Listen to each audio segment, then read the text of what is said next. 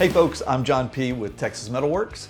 I got into a discussion the other day with a customer about costs associated with building our welding tables. And he was asking me if we ever considered importing our material from a low-cost location like China or India. And I thought it might be useful to kind of share my thoughts on that with everybody because it's a valid question and we live in a global economy. So if there are opportunities to save money and maintain quality, it's obviously something we should look into. So here's the basic answer I gave the guy. First off, we got to start by kind of looking at the way we approach the issue.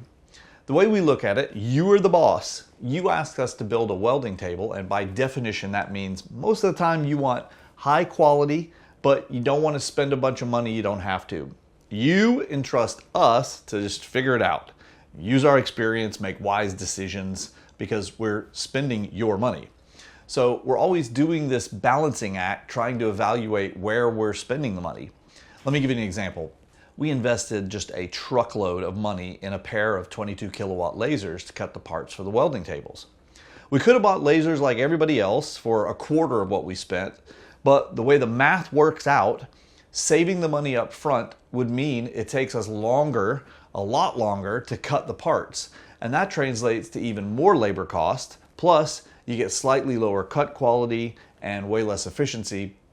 So at the end of the day, it's actually cheaper to service a little extra debt on the Big Daddy lasers than to pay for all the extra time that the cheap ones cost. Well, it turns out that purchasing the top of the line US produced steel has the same sort of benefit. There's no doubt that we're probably spending double what Chinese or Indian made steel would cost, and in a lot of cases those materials might be a great value, but in our case, the variability in the quality and the thicknesses and the finish on the cheaper materials just outweighs the cost benefit. Here's one example of what I mean, and this isn't even with like the cheap steel, but we've struggled in the past with normal grades of material purchased from big reputable companies. When the material arrives in stacks, it looks just fine, but as soon as you apply a little heat, it begins to bow and warp. If you've ever done any cutting and welding and had to fight your material, you know exactly what I mean. Now, when that happens on $1 million machine while your $50,000 laser head is zipping around at 1,000 inches per minute, bad things can happen very fast.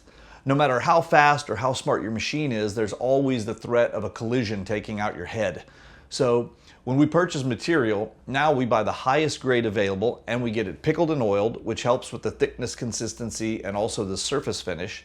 And it goes through additional strain relief treatments to both make the material even more consistent in its thickness, which helps us get the flattest table possible, and also ensures that as it's going through the fabrication process, it doesn't start twisting again. So we spend more, but it provides multiple benefits. It doesn't destroy expensive equipment and cause tons of downtime, which would increase our costs that have to be passed on to you. The kits we cut to build our table go together better and stay way flatter. That saves time when building them, and of course time in the shop. Racking up labor rates is gonna pass on to you as well. And on your end of this whole process, the fact that the material is as flat as possible and has been properly stress relieved means the table should handle the rigors of welding without twisting up on you over time or breaking welds or anything bad like that. And you need your nice, flat, durable surface to be consistent so you're not making bad parts that cost you money all over again in rework. So at the end of the day, we don't have a geographic preference for the US, even though we do love it. It just turns out that to give you the best bang for the buck, in this case, spending the money on better material really doesn't cost anymore. So of course we're gonna do it. I think there's one other thing I'd mention since finances are directly related to this discussion, and here it is. The tables are free. I mean, literally. And I base that on hundreds and hundreds of conversations over several years. And here's what I mean. First, the vast majority of people buying our tables have never had this type of fixture table before. So they're used to working off a basic flat surface. As soon as you learn the difference, all the holes and fixturing make, and how many hours of time they save, it'll be crazy how obvious the table pays for itself.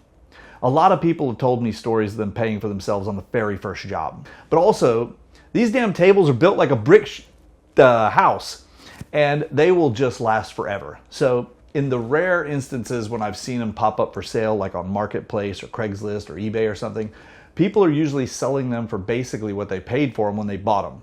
Because our prices are gonna go up every year, So 2 to 3 years down the road, a few $100 discount on a table, that's still a good trade. Yeah, you got to give us your money, but in this one instance, you're really parking it in an asset and you're going to get it all back one day when you move that thing onto a new home. Anyway, that's the story of our U.S. steel preference, and you got a few bonus tidbits in there as well. We appreciate you taking a look at the video, and if you'd like to see more, please don't forget to subscribe. I'm John P. I'll see you next time.